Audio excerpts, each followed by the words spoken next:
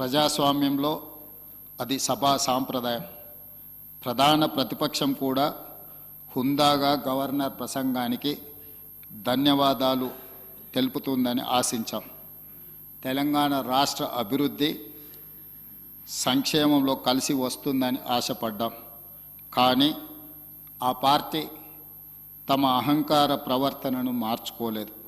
ధన్యవాదాలు తెలపాల్సిన చోట కూడా ప్రధాన ప్రతిపక్ష నేతలు ఆరోపణలు ప్రత్యారోపణలతో సభను తప్పుదోవ పట్టించారు. 4 కోట్ల తెలంగాణ ప్రజలకు ఈ అంశం తీవ్ర నిరాశకు గురి చేసింది. అధ్యక్ష, రాజులు పోయినా రాజ్యాలు పోయినా రాచరిక పోకడలు మాత్రం మారలేదు.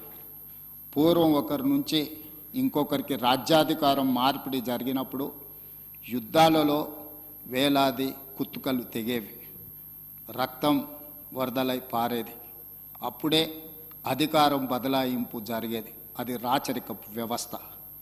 కానీ ఈనాడు ప్రజాస్వామ్యంలో ప్రజలే రాజులుగా మారి ప్రజాస్వామ్య పద్ధతుల్లో నాయకుల్ని ఎన్నుకుంటున్నాం. కొందరు ఇంకా తమను తాము రాజులుగా భావిస్తున్నారు. ప్రజలు తప్పు చేశారని అనుకుంటున్నారు. నియంత పోకడలను అనుసరిస్తూ ప్రజాస్వామ్యాన్ని అపహాస్యం చేస్తున్నారు. ఎందుకంటే రాచరికంలో వారసత్వానికి అవకాశం ఉంది. తాతల నుంచి తండ్రులకు, తండ్రుల నుంచి కొడుకులకు, కొడుకుల నుంచి వాళ్ళ కొడుకులకు అధికారం వారసత్వంగా వచ్చేది మనం చరిత్రలో చూసినాం. ఈరోజు కూడా అదే విధంగా వారసత్వం వస్తుందనుకొని ఆశపడి భంగపడి ఈరోజు ఆ బాధతో దుఃఖంతో సమయము సందర్భము ఏమి మాట్లాడాలి ఏమి మాట్లాడకూడదనే విచక్షణను కూడా ప్రదర్శించకుండా వారిదైన శైలిలో వారు మాట్లాడడం జరుగుతుంది. అధ్యక్ష, శాసనసభ ఆవరణలో తెలంగాణ తల్లిని ఆవిష్కరించుకున్న సందర్భంలో కొత్త గవర్నర్ శుక్లా గారికి శుభాకాంక్షలు తెలిపేందుకైనా ప్రధాన ప్రతిపక్ష నాయకుడు వస్తారని మేము ఆశించాం. కానీ ఇంకా ప్రజలే తప్పు చేశారని అనుకుంటూ అహంకార ధోరణితో వ్యవహరిస్తున్నారు. 76 సంవత్సరాల స్వతంత్ర భారతదేశంలో ప్రభుత్వాలు మారినా ఇలా సంప్రదాయాలను ఎవరు ఉల్లంఘించలేదు.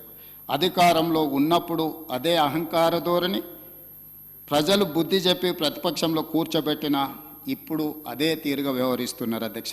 అధ్యక్ష, బాధాకరమైన విషయం, ప్రధాన ప్రతిపక్ష నాయకుడు ఈ తెలంగాణ రాష్ట్రానికి కొత్త గవర్నర్గా శుక్లా గారు బాధ్యత తీసుకున్నప్పుడు వారికి శుభాకాంక్షలు తెలియజేయడానికి, వారిని అభినందించడానికి తప్పకుండా ఈ సభకు హాజరవుతారని 4 కోట్ల తెలంగాణ ప్రజలు ఆశించారు. అధ్యక్ష, తెలంగాణ ఒక మంచి సాంప్రదాయానికి, అదేవిధంగా పెద్దలను గౌరవించుకోవడానికి తెలంగాణ ప్రజలు ఎప్పుడు కూడా ఒక బాధ్యతతో బాధ్యతాయుతంగా వ్యవహరిస్తున్నారు. అధ్యక్ష, కానీ దురదృష్టవశాత్తు రాచరిక పోకడల్ని మర్చిపోక అధికారం కోల్పోయినా ఇంకా ప్రజాస్వామిక వ్యవస్థలకి రాకపోవడము, సభా సాంప్రదాయాలను గౌరవించకపోవడం అనేది ఇది మన తెలంగాణ గౌరవానికి, తెలంగాణ ప్రాంతానికి ఒక తీవ్రమైన మాయని మచ్చగా మిగిలిపోతుంది.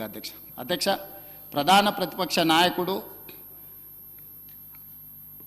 1/12/2023 నుంచి ఈనాటి వరకు 28/2/2026 వరకు 1,56,56,674 రూపాయల జీతభత్యాలు పొందడం జరిగింది. అధ్యక్ష, 1,56,56,674 రూపాయల జీతభత్యాలు పొందిన ప్రధాన ప్రతిపక్ష నాయకుడు సభకు గైర్హాజరవ్వడము, మరి ఈరోజు ఈ సభలో మనందరం చర్చించి విధులకు హాజరు కాని వాళ్ళ నుంచి ప్రభుత్వ ఉద్యోగులు, ఎందుకంటే పబ్లిక్ సర్వెంట్ అని చెప్పి డెఫినేషన్ సుప్రీంకోర్టే ఇచ్చింది ఈ ప్రజాప్రతినిధులకు కూడా, మరి ఏమాత్రం విధులకు హాజరు కాకుండా ఈ రకంగా గైర్హాజరు అయ్యే ఎవరైనా, నేను ఏ ఒక్కరి కోసము దీని గురించి నేను ప్రస్తావించడం లేదు, దీనికి ఎక్కడో ఒక దగ్గర చర్చ జరిగి దీని మీద ఒక నిర్ణయం తీసుకుంటే బాగుంటుందన్న సూచన.